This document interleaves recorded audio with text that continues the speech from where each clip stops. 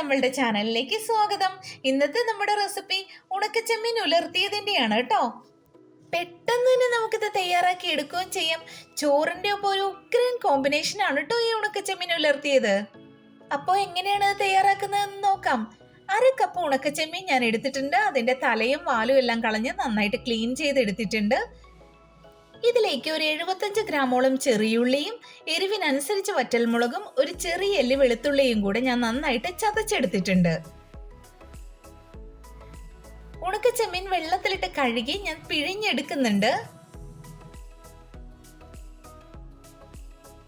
ചട്ടി ചൂടായി വരുമ്പോൾ അതിലേക്ക് ഞാൻ 2 ടേബിൾ സ്പൂൺ വെളിച്ചെണ്ണ ഒഴിച്ചു കൊടുക്കുന്നുണ്ട്.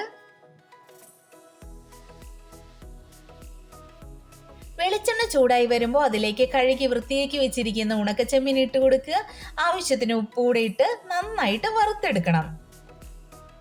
ലോ ഫ്ലെയിമിൽ ഇട്ടിട്ട് വേണം ഉണക്കച്ചെമ്മീൻ വറുത്തെടുക്കാനായിട്ട്, അല്ലെങ്കിൽ പെട്ടെന്ന് കരിഞ്ഞു പോവാൻ സാധ്യതയുണ്ട്.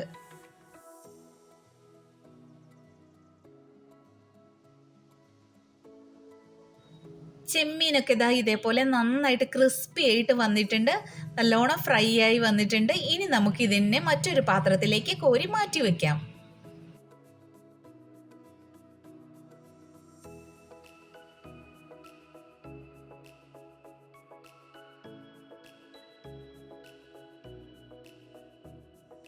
ഇതേ ചട്ടിയിലേക്ക് തന്നെ ഞാൻ കുറച്ചുകൂടെ വെളിച്ചെണ്ണ ഒഴിച്ചു കൊടുക്കുന്നുണ്ട്.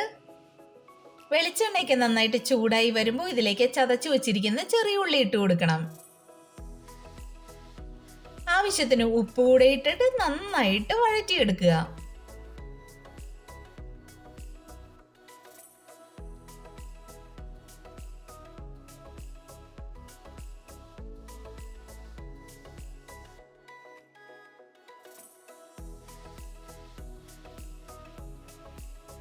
ഇതിലേക്ക് ഞാൻ ഒരു തണ്ട് കറിവേപ്പില കൂടെ ചേർത്ത് കൊടുക്കുന്നുണ്ട്.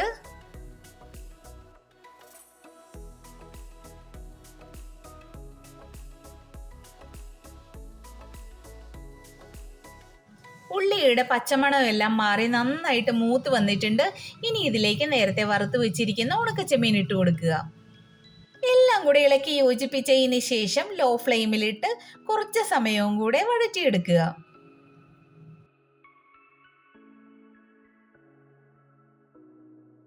അങ്ങനെ നമ്മുടെ ഉണക്കച്ചെമ്മീൻ ഉലർത്തിയത് റെഡിയായി കിട്ടിയിട്ടുണ്ട്. എല്ലാവരും ഇതേപോലെ ഒന്ന് ട്രൈ ചെയ്ത് നോക്കണം കേട്ടോ. ട്രൈ ചെയ്ത് നോക്കിയതിന് ശേഷം നിങ്ങളുടെ വിലയേറിയ അഭിപ്രായങ്ങൾ കമൻറ്റ് ബോക്സിൽ അറിയിക്കുകയൂടെ ചെയ്യണം കേട്ടോ.